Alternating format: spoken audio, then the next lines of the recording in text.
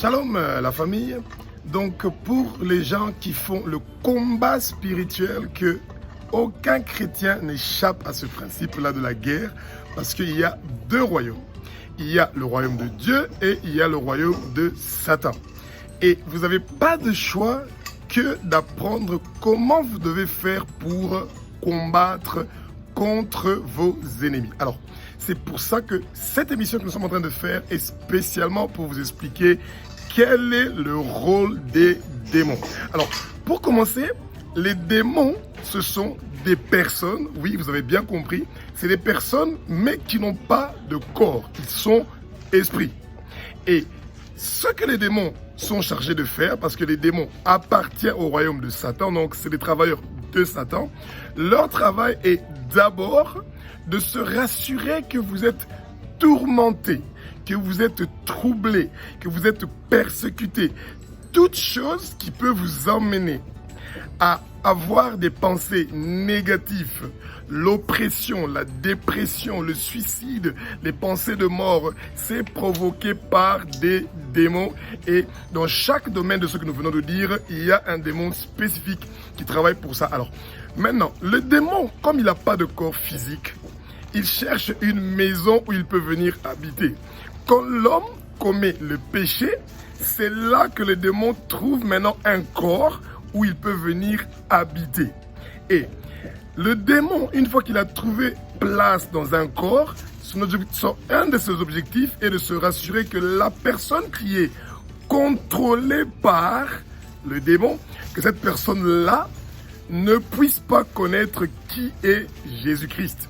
Et donc, celui qui est possédé par le démon, il refuse que Jésus-Christ est le Fils de Dieu, qu'il est Dieu et que Jésus-Christ a versé son sang sur la croix de Golgotha pour que cette personne-là soit sauvée.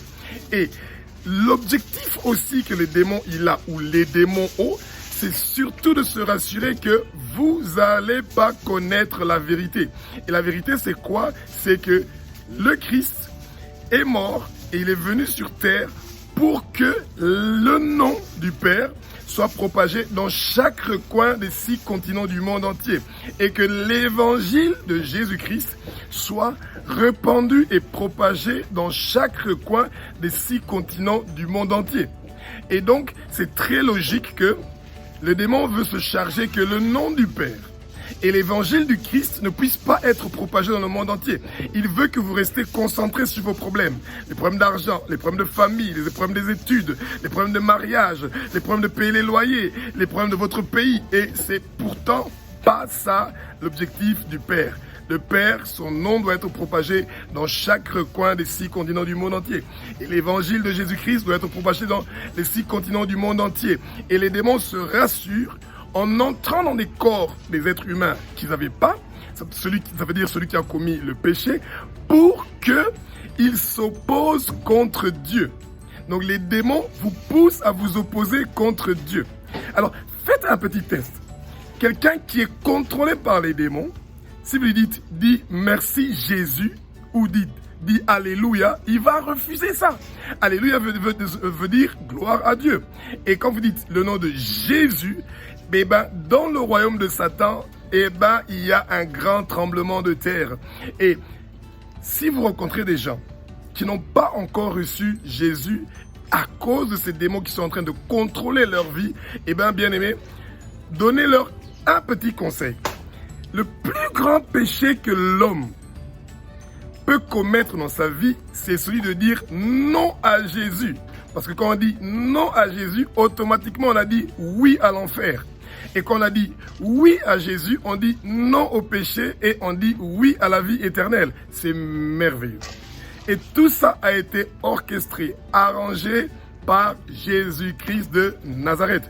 Celui qui a fait un travail parfaitement parfait, complètement complet, d'une excellence excellente sur la croix de Golgotha.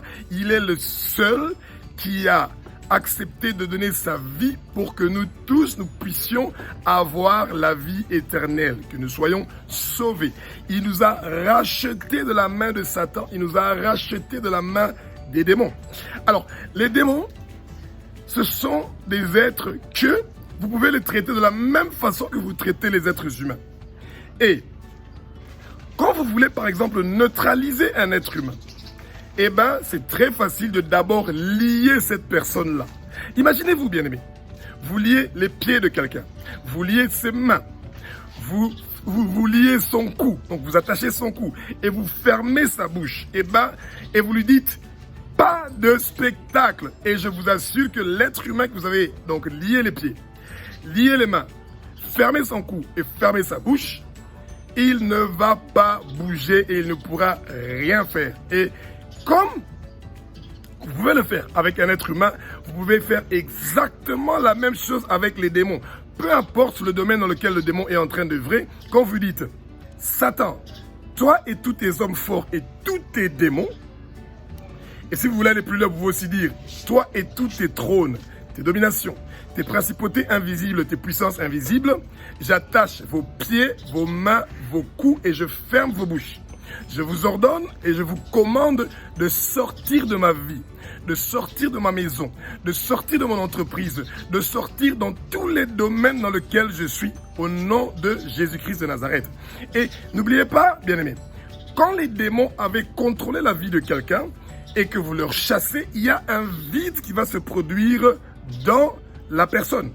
Et ce vide-là peut bien être remplacé par un Dieu qui est merveilleux. Eh bien, c'est le bon moment de dire « Abba, au nom de Jésus-Christ de Nazareth, que le Saint-Esprit vienne habiter en moi. » Que vous recevez le baptême de feu. Le baptême de feu, c'est avoir la présence du Saint-Esprit. Et quand vous recevez le baptême de feu, il y a une forte probabilité que vous allez parler en langue. Parce que vous recevez une naissance, une nouvelle naissance. Vous devenez une nouvelle créature. Ça veut dire que l'homme ancien disparaît et une nouvelle personne vient ou qui est en vous. Et vous demandez au Saint-Esprit de prendre le contrôle de votre vie. De prendre le contrôle de chaque domaine de votre vie. Bien-aimé, le plus grand cadeau que Jésus-Christ de Nazareth a donné à l'être humain, c'est celui d'avoir respecté sa promesse, celui de nous laisser le Saint-Esprit. Le Saint-Esprit est merveilleux. C'est lui qui détient la puissance de Dieu et c'est lui qui détient la clé du dépôt où se trouvent toutes les puissances, toutes les richesses, tous les dons que Dieu peut nous donner. Et donc, quand vous dites, Saint-Esprit, donne-moi le don d'enseigner, donne-moi le don de guérir, donne-moi le don de, etc., eh bien, le Saint-Esprit va le faire. Et alors, pour pouvoir profiter pleinement des dons du Saint-Esprit, il y a une petite condition. Et cette condition-là, elle est tellement facile, c'est de vivre dans la sanctification. Refusez le péché. Peu importe le péché, petit ou grand, eh ben, refusez le péché. Quand vous refusez le péché, eh ben, vous allez voir qu'il y a des bonnes choses qui vont se passer dans votre vie et que vous allez avoir une puissance merveilleuse. Et ensuite, quand les démons ont quitté votre vie ou ont quitté votre corps, eh ben, vous devez les remplacer par la parole. Étudier la parole est quelque chose de très important. Vous devez prendre votre temps, 2, 3, 4 chapitres par jour de la Bible. Prenez le temps de faire la lecture. Et vous voulez à tout prix connaître Dieu personnellement. Vous voulez connaître la mission pour laquelle Dieu veut absolument que vous partez faire le travail pour lui. Demandez au Père, qu'est-ce que tu veux que je fasse pour te faire plaisir? Qu'est-ce que tu veux que je fasse pour pouvoir amener des âmes dans ton royaume? Qu'est-ce que tu veux que je fasse dans ma vie pour servir ton royaume, pour propager ton nom dans les 6 continents du monde entier, pour que l'évangile de Jésus-Christ de Nazareth soit propagé dans les 6 continents du monde entier? Eh bien, c'est une très courte prière qui va vous faire vraiment beaucoup de bien. Eh bien, prenez votre temps. Quand vous sentez qu'il y a une sorte d'oppression, qu'il y a un problème dans votre maison, dans votre foyer, dans votre travail, dans vos finances, eh bien, vous pouvez simplement chasser ces démons-là qui apportent l'instabilité dans votre vie et c'est tellement facile. Et je vous souhaite donc bonne continuation dans votre combat spirituel et continuez à chercher à comprendre comment l'ennemi fonctionne, parce que quand vous connaissez comment l'ennemi fonctionne, eh ben, vous avez automatiquement une facilité de pouvoir savoir comment vous devez faire pour vous débarrasser de votre ennemi. Alléluia.